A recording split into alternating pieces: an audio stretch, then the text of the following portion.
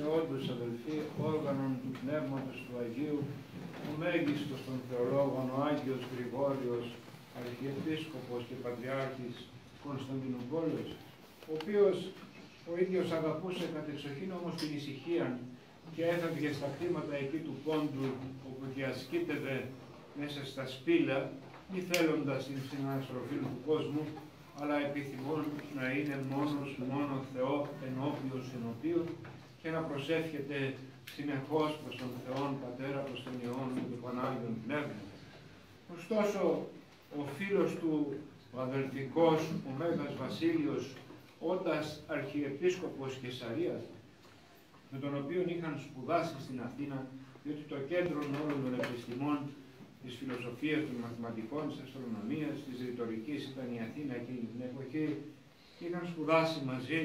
και λεγόταν για τους δύο αυτούς μεγίστους ιεράρχες ότι έχουν μία ψυχή που βρίσκεται σε δύο σώματα τόσο κοντά και συνεδεμένοι ήσαν οι ευλογημένοι αυτοί Άγιοι Πατέρες της Εκκλησίας μας. Τον προέτρεπε ο Μέγας Βασίλειος να χειροτονηθεί και να γίνει επίσκοπος και του έλεγε μάλιστα, όντας ο Μέγας Ιεράρχης της Καισαρίας, ότι η Εκκλησία μας χυμάζεται και εσύ προτιμάς την ησυχία και την μόνωση φεύγων των κόσμων, ενώ η Εκκλησία σε χρειάζεται. Μυθόμενος λοιπόν στον μικρότερον σε ηλικία, διότι τον μικρότερος ο Μέγας Βασίλειος από τον Άγιο Γρηγόριο τον Θεολόγο, στο Μέγα Ιεράρχη χειροτονήθηκε καταρχήν επίσκοπος Ναζιανζού, εκεί στα βάθη της Καπαδοκίας, και στη συνέχεια τον έστειλε ο Μέγας Βασίλειος που αλλού στην Βασιλίδα των Πόλεων, στην Κωνσταντινούπολη, για να υπερασπιστεί την Τριάδα, την Αγία Τριάδα, εις αυτός μύστης εγένετο, διότι αίρεσης μεγάλη και φοβερή είχε αναφυήσει στην Κωνσταντινούπολη και αμφισβητούσαν οι αιρετικοί εκτός από την θεότητα του Πατρός, διότι ακόμα δεν είχαν εξαλειφθεί, εκτός από την θεότητα του Υιού, διότι δεν είχαν ακόμη εξαλειφθεί οι Αριανοί, αμφισβητούσαν και την θεότητα του Παναγίου Πνεύματος. Και έρχεται ο κατεξοχήν πνευματοφόρος πατέρας της Εκκλησίας μας, ο Άγιος Γρηγόριος, ο Θεολόγος, ο οποίος ήταν όργανο και κατοικητήριο του Παναγίου Πνεύματος για να υπερασπιστεί την υπέρθεον Τριάδα, το υπερπάνω όνομα της ομοουσίου και αδιαιρέτου Τριάδος. Ερχόμενος λοιπόν ο Άγιος Γρηγόριος στην Κωνσταντινούπολη, ευρήκε εκεί μόνο μία εκκλησία η οποία δεν ήταν αιρετική. Όλες τις άλλες εκκλησίες είχαν καταλάβει οι Αριανοί και οι πνευματομάχοι με τους οποίους είχαν συμμαχήσει οι αιρετικοί. Μόνο μια μικρή εκκλησία, την Αγία Αναστασία στην Κωνσταντινούπολη, όπου εκεί ετελούσε καθημερινώς την Θείαν Μυσταγωγίαν και δια των λόγων του, δια των θεοπνεύστων λόγων του σιγά σιγά προσήλκε προς την ορθήν πίστη και προς την ευσέβεια τους χριστιανούς της Κωνσταντινούπολης. Εκείνα τα χρόνια ήκμαζε ένας άλλος μεγάλος βασιλεύς και περηφανής στρατηγός, ο Θεοδόσιος ο Μέγας, ο οποίος ήταν σε ηλικία μικρός αλλά μεγάλος, όπως ένας δεύτερος δηλαδή, Μέγας Αλέξανδρος ήταν, μεγάλος όμως στην στρατηγική και στην διοίκηση των πραγμάτων του κράτους. Ήκουεν περί του Αγίου Γρηγορίου του Θεολόγου ότι τι ούτως θεολόγος και τι ούτως ρήτορ ούκ ευρέθη εν την Κωνσταντινούπολη ως ο Μέγας Άγιος Γρηγόριος, και τον προσεκάλεσε σε διάλογο μετά των Αριανών και των πνευματομάχων, και εκεί βεβαίως κατεσχύνθησαν οι Αριανοί και οι πνευματομάχοι και ήθελε ο Μέγας Στρατιλάτης να τον ανακηρύξει ως Πατριάρχην και Αρχιεπίσκοπον της Κωνσταντινούπολεως, αλλά ούτως απέφευγε όντας ο ίδιος ταπεινός. Κατεξοχήν εκήρυξε τη θεότητα και εξήγησε τα της θεότητας του Παναγίου Πνεύματος ο Άγιος Γρηγόριος ο Θεολόγος. Και τότε οι άνθρωποι βρίσκονταν σε μια διαρκή αναζήτηση, σε μια διαρκή αγωνία για τα πνευματικά. Ενίστευαν, προσήφκονταν και αγρυπνούσαν και βρίσκονταν σε μία ανησυχία για το αν θα κατησχίσει η ορθόδοξος πίστης των αντιθέων και των μεγάλων αυτών ερετικών των Αριανών και των πνευματομάχων, και συζητούσαν παντού, εις τα σικίας, εις τα σοδούς, ακόμα και στα καφενεία εκείνης της εποχής, όπως θα τα ονομάζαμε σήμερα, συζητούσαν συνεχώς τα προβλήματα τα θεολογικά. Έτσι όπως σήμερα οι άνθρωποι συζητούν διάφορα περί ανέμων και υδάτων και άλλα πράγματα τα οποία δεν είναι ψυχοφελή, αντιθέτως εκείνοι οι ευλογημένοι είχαν μοιηθεί στα θέματα τα θεολογικά και συζητούσαν συνεχώς για να δουν τελικά εάν θα κατησχίσει το πνεύμα κατά του διαβόλου και κατά των οργάνων αυτών των Αριανών και των πνευματομάχων. Ωστόσο, τα θέματα της Αγίας Τριάδος δεν είναι εύκολο να τα προσεγγίσει κανείς, όπως ο ίδιος γράφει στον θεολογικό του λόγο. Έγραψε 5 θεολογικούς λόγους ο Μέγας Πατήρ, θεολογικούς δηλαδή αναφερομένους στα 3 πρόσωπα της Αγίας Τριάδος, και σε έναν από τους λόγους του λέγει μάλιστα ότι δεν πρέπει οι χριστιανοί να προσεγγίζουν το θέμα, το μυστήριο της Αγίας Τριάδος, καθότι αυτό είναι το μέγα μυστήριον δια τους τελείους καθαρούς στην καρδία, και ένας από τους καθαροτάτους, τους αγνοτάτους στην καρδία ήταν ο Άγιος Γρηγόριος ο θεολόγος. Και λένε, πάτερ, του λένε, τότε εμείς με τι θα ασχολούμαστε,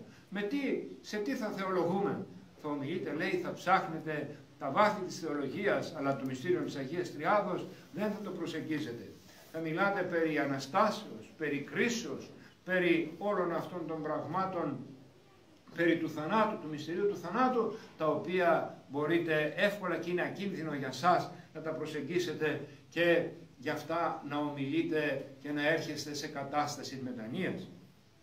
Αυτός λοιπόν ο πατήρ, ο Άγιος Γρηγόριος ο Θεολόγος, έμενε περίπου 18 μήνες στην Κωνσταντινούπολη και χρημάτισε και πρόεδρος της Δευτέρας Οικουμενικής Συνόδου του 381, αφού κατά τη διάρκεια των εργασιών της Συνόδου εκοιμήθη ο μεγαλύτερος και πρεσβύτερος ηλικία Άγιος Μελέτιος, ο οποίος είχε οριστεί ως πρόεδρος και συνέχισε τις εργασίες της Δευτέρας Οικουμενικής Συνόδου. Σε αυτόν τον πατέρα, αδελφοί, οφείλουμε τα 5 τελευταία άρθρα του Συμβόλου της Πίστεως. Τα πρώτα 7 είχαν διατυπωθεί στην πρώτη Οικουμενική Σύνοδο από τους Θεοφόρους 318 πατέρες της Εκκλησίας μας, και τα 5 τελευταία, τα οποία αναφέρονται στην υπόσταση και στη σύσταση της Αγιωτάτης Εκκλησίας, εις μίαν Αγία Καθολική και Αποστολική Εκκλησία και εις το Πνεύμα το Άγιον, το Κύριον των Ζωπιών. Όλα αυτά προέρχονται από το στόμα αυτό της θεολογίας, την χρυσήν γλώταν της θεολογίας των Άγιων Γρηγόριων των Θεολόγων, ο οποίος είχε γίνει κατοικητήριον του Παναγίου Πνεύματος και δι' αυτό η δύνατον να ομιλεί περί της Αγίας Τριάδος. Ο ίδιος είναι αυτός ο οποίος γράφει εκείνων των περίφημων λόγων περί του όρους Σινά, όπου λέγει, για να τους εξηγήσει, ότι δεν είναι ο καθένας αρμόδιος και δεν έχει ο καθένας τη δυνατότητα να θεολογεί, και μάλιστα για τόσο σπουδαία και σημαντικά θέματα τα οποία αφορούν την σωτηρία της ψυχής και το δόγμα της Εκκλησίας μας. Αναφέρει ότι παρότι οι Ισραηλίτες στην Παλαιά Διαθήκη είχαν διαταχθεί από τον Θεό δια του Μωυσέως να καθαρθούν, να νηστεύσουν τριήμερο, να απέχουν των γυναικών και των σαρκικών απολαύσεων, ωστόσο δεν ειδηνήθησαν, λέει, να αναβούν στο όρος. Μόνο λίγοι μπόρεσαν να ανεβούν μέχρι ένα σημείο, ανάλογα της καθαρότητας την οποία είχαν. Και ο Ααρών, που είχε καθαρθεί περισσότερο, και ο ιερεύς, ανέβηκε και αυτός μέχρι ένα σημείο υψηλότερα, αλλά και εκείνος δεν μπορούσε να προσεγγίσει το όρος. Μόνον, λέγει, ο Θεόπτης Μωυσής εισήλθεν μέσα εκεί όπου οι άλλοι έβλεπαν το όρος ως αστραπτόμενον και όμενον, φλεγόμενον και σιόμενον, και εκείνος ο μακάριος Θεόπτης Μωυσής εισήλθεν, διότι δεν το έβλεπε έτσι το όρος, αλλά έβλεπε το φως του Θεού, το οποίο είχε καταβεί επί του όρους για να δώσει τις 10 εντολές.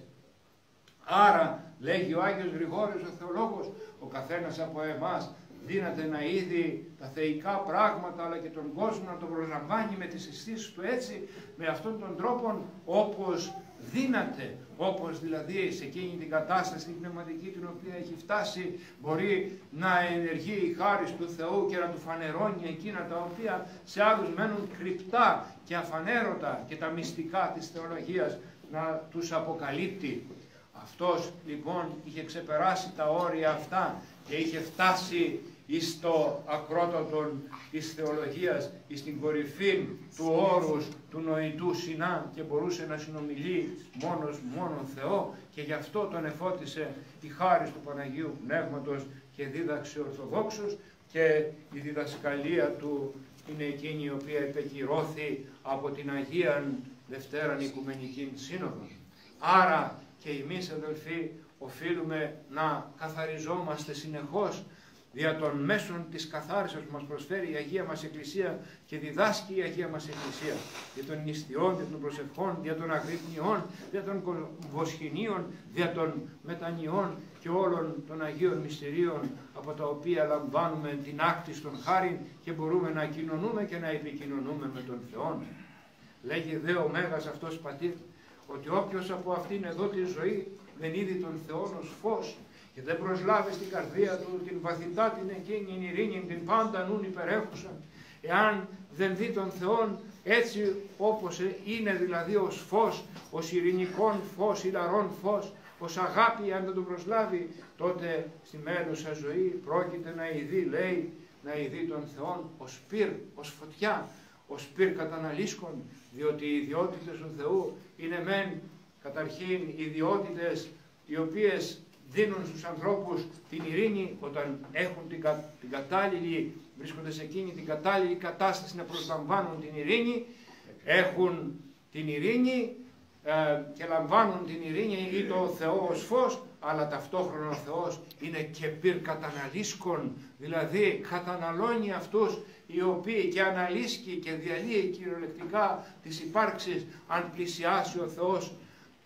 τους ανθρώπους εκείνους οι οποίοι δεν έχουν τις κατάλληλες προϋποθέσεις για να δεχθούν την χάρη του Θεού και το φως του Θεού το οποίο προσλαμβάνουν ως φωτιά. Γι' αυτό λέγει ο μη και καθαρμένος ή ο πρόσκαιρα καθαρισμένος, αυτός βλέπετε λέει το όρος οσιόμενον, αστραπτόμενον και όμενον, φλεγόμενον, σαν να γίνεται δηλαδή σεισμός. Εκείνος ο οποίος όμως έχει καθαρθεί, ας βλέπει τον Θεόν καθώς εστίν. Τούτο συνέβη αδελφοί και στη σημερινή Ευαγγελική περικοπή, όταν ο Κύριος ο ίδιος, το δεύτερο πρόσωπο της Αγίας Τριάδος, ο ένας της Τριάδος, δηλαδή ο Υιός και Λόγος του Θεού, ο οποίος εσαρκώθη δι' ημάς και δια την ημετέραν σωτηρίαν, πλησίασε το ανθρώπινο γένος, γίνονταν σημεία. Όπως ακούμε στο Εθνό Ευαγγέλιο δια των χειρών του Κυρίου μας γίνονταν σημεία και όπως λέγει ο ίδιος ο Κύριος, σημεία τέτοια, ταύτα της πιστεύσας παρακολουθήσει, εν το ονόματί μου λέει, δαιμόνια εκβαλούς, γλώσσες λαλήσουσιν κενές, όφης αρούσιν, καν θανάσιμον τυπίωσιν, ουμή αυτούς βλάψει. Επί αρρώστους χείρας επιθύσουσιν και καλώς έξουσιν. Και αφού τα είπε όλα αυτά ο Κύριος ανελήφθη και κάθισεν εκ δεξιών του Θεού, λέγει το τρίτο Εθνό Ευαγγέλιο σήμερα. Σήμερα διαβάζουμε στην Ευαγγελική περικοπή του Ζακχαίου, έρχεται ο Κύριος, διέρχεται λέει δια της Ιεριχούς και εκεί τον συνείδησε ένας τελώνης και οι τελώνες ήταν τοποθετημένοι τότε από την κοινωνία και τη συνείδηση των ανθρώπων μαζί με τις πόρνες, μαζί με εκείνους οι οποίοι είναι εντελώς αμαρτωλοί. Όμως ο Ζακχαίος, του οποίου το όνομα αναφέρεται, διότι κανενός πλουσίου το όνομα δεν αναφέρεται μέσα στην Αγία Γραφή, παρά μόνο εκείνων οι οποίοι ήσαν δίκαιοι και έζησαν κατά Θεόν και ακολούθησαν τον Θεόν, πλησιάζοντας του Κυρίου, βλέπει τα πράγματα πλέον στις πραγματικές τους διαστάσεις, φωτίζεται, καθαρίζεται, φωτίζεται, αγιάζεται και λέγει «Κύριε, τα ημίση των υπαρχόντων μου δίδομαι της φτωχής και ή την οστία συκοφάντησα αποδίδομαι τετραπλούν». Βλέπετε λοιπόν αδελφοί το τι συμβαίνει όταν προσεγγίσει το φως του αληθινών, όπως λέγει στο σύμβολο της πίσεως, το φως, το εκ του φωτός, φως το αληθινόν, το εκλάμψαν εν το κόσμο, που είναι ο Χριστός μας. Χριστέ το φως το αληθινόν, το φωτίζουν και αγιάζουν πάντα άνθρωπον, ερχόμενοι στον κόσμο, προσευχόμαστε με τις ευχές της Εκκλησίας μας. Τότε ο άνθρωπος φωτιζόμενος βλέπει τα πράγματα στις πραγματικές του διαστάσεις, γιατί έχει καθαρθεί έσωθεν, έχει καθαρθεί η ψυχή, έχει καθαρθεί ο νους και έχει γίνει η καταλλαγή περί της οποίας ομιλούν συνεχώς οι μεγάλοι πατέρες της Εκκλησίας μας και κυρίως ο Άγιος Χρυσόστομος και ο Άγιος Γρηγόριος ο Θεολόγος. Δηλαδή, τι γίνεται? Καταλλάσσεται ο άνθρωπος προς τον Θεό και όχι ο Θεός προς τον άνθρωπο. Αλλά η ψυχή αγιάζεται και φωτίζεται και δεν βλέπει πλέον τον κόσμο, τους ανθρώπους, τις καταστάσεις και δεν κατακρίνει και δεν κάνει άδικες κρίσεις για τους άλλους ανθρώπους, αλλά τους πάντες δικαιολογεί και τους πάντες ελεεί, καθώς ο Πατήρ ημών εστίν ο ελεών ημάς κάθε ημέραν, διότι αυτός εστίν όντως δίκαιος ο ελεών, όπως λέγει ο προφητάνας Δαβίδ, όλη την ημέρα. Και γι' αυτό συμβαίνουν αυτά τα θαύματα, τα οποία είναι τα μεγαλύτερα θαύματα τα οποία αναφέρει η Αγία Γραφή. Ιδού λέει τα εμείς το υπαρχόντο με δίδομη της πτωχής και ή την οσία αποφάντησα αποδίδομη τετραπλούν. Τότε η καρδία γίνεται ελεήμων, ο νους καθαίρεται και ανεβαίνει προς τα πνευματικά. Εκεί, στον Κέλβερ της Καπαδοκίας, όπου προερχόταν και ο Άγιος Ιερώνυμος της Αιγίνης, βρισκόταν το λείψανο του Αγίου Γρηγορίου του Θεολόγου και γίνονταν πολλά θαύματα. Μετά την ανταλλαγή και τη μικρασιατική καταστροφή πήραν το λείψανο του Αγίου Γρηγορίου του Θεολόγου, διότι αυτά θεωρούσαν πολυτιμότερα πράγματα οι άνθρωποι εκείνης της εποχής και όχι τους θησαυρούς, τα χρυσά και τα κοσμήματα. Τις εικόνες πήραν και τις φέραν εδώ και γι' αυτό πολλές θαυματουργούν και τα Άγια λείψανα και φέραν και το λείψανο του Αγίου Γρηγορίου του Θεολόγου και βρίσκεται στη Νέα Καρβάλη έξω από την Καβάλα, όπου ελπίζουμε θα μας αξιώσει ο Κύριος μας να πάμε να προσκυνήσουμε και να λάβουμε την χάρη του Παναγίστου αυτού Αγίου. Λείψανο όμως του Αγίου Γρηγορίου του Θεολόγου μνήμα βρίσκεται και στην Ιερά Μονή Αγίου Παντελεήμονος στο Ρωσικό Μοναστήρι στο Άγιον Όρος, όπου προσκυνήσαμε και ελάβουμε την χάρη και την ευλογία, αλλά και την Άγιον Ευωδία, η οποία εκβλίζει από την χάρα του Αγίου Γρηγορίου που βρίσκεται εκεί. Στον Κέλβερ λοιπόν της Καπαδοκίας, εκεί λίγο πιο έξω, βρισκόταν και μια μεγάλη εκκλησία όπου λειτουργούσε εκείνη την εποχή ένας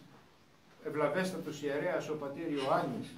για να δούμε ποια ήταν η κατάσταση των μερών εκείνων των τόπων των αγιασμένων της Καπαδοκίας και του Πόντου, η οποία έφτασε μέχρι Σιμών. Και εκεί αυτός ο ευλογημένος όταν λειτουργούσε,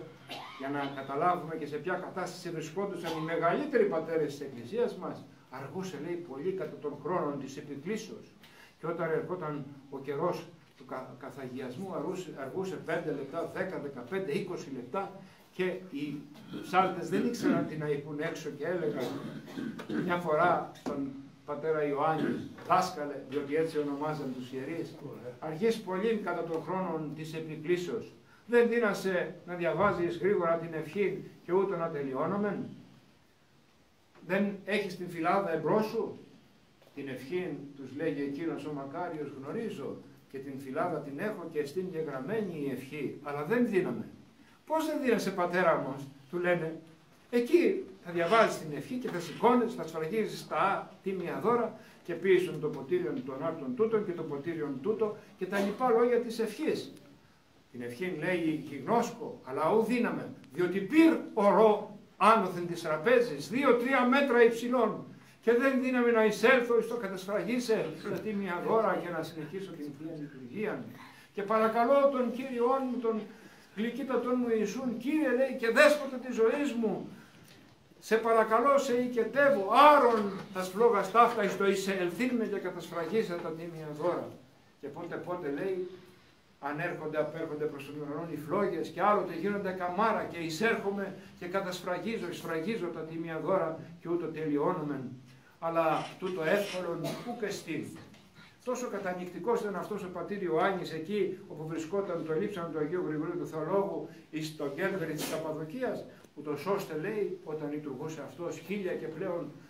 χίλιοι και πλέον πιστοί βρίσκονταν μέσα στην εκκλησία, τεράστια εκκλησία, και όταν τελείωνε η Θεία Λειτουργία, το πάτωμα της εκκλησίας ήταν χωρίς άλλο υγρόν από τα δάκρυα τα οποία έχιναν οι πιστοί, από την κατάνοιξη την οποία είχαν οι πιστοί κατά τη διάρκεια της Θείας Λειτουργίας. Εάν λοιπόν μέχρι σημών φτάσαν τη ούτη η λειτουργή του υψίστου, αδελφοί, σκεφτείτε τι ήταν αυτοί οι θεοφόροι πατέρες της Εκκλησίας μας, όπως ο Άγιος Γρηγόριος ο Θεολόγος, ο οποίος λειτουργών τη νύχτα της Αναστάσεως. Εκεί εισήλθαν μέσα οι Αριανοί, οι οποίοι συμμάχησαν με τους ειδωλολάτρες και με τα ροπάλων εφώνευσαν πολλούς από τους πιστούς, και φτάνοντας μπροστά στον Άγιο Γρηγόριο τον Θεολόγο, ο οποίος ήταν μια φωτεινή στήλη, μια στήλη φωτός από την νηστεία, την προσευχή και την αγάπη του Θεού, και ως κατοικητήριο του Παναγίου Πνεύματος που ήταν, έπεσαν πίσω, λέει, στράφησαν προς τα πίσω, μη δυνάμενοι να προσεγγίσουν τον παμέγιστον ιεράρχη της Εκκλησίας μας, τον Άγιο Γρηγόριο τον Θεολόγο, ο οποίος στη συνέχεια βεβαίως δικαιώθηκε, και όταν έφυγε από την Κωνσταντινούπολη, τότε δεν έμεινε καμία, ή μάλλον έμεινε μόνο μία εκκλησία στα σχήρα των αιρετικών, και όλες οι άλλες εκκλησίες είχαν στραφεί προς την Ορθοδοξία και κυριάρχησε το Πνεύμα του Θεού και η αγιωτάτη πίστη των Ορθοδόξων.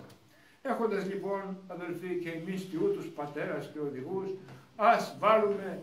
καλών λογισμών και καλήν μετάνοιαν, αρχαίην μετανοίας, να ομοιάσουμε τουλάχιστον λίγο προς αυτούς στην προσευχή, στην νηστεία, στην αγάπη προς τον Θεό, και να κατοικεί πάντοτε μέσα στην ψυχή μας η αγάπη του Θεού, η ειρήνη και το φως αυτού. Αμήν. Κυρίου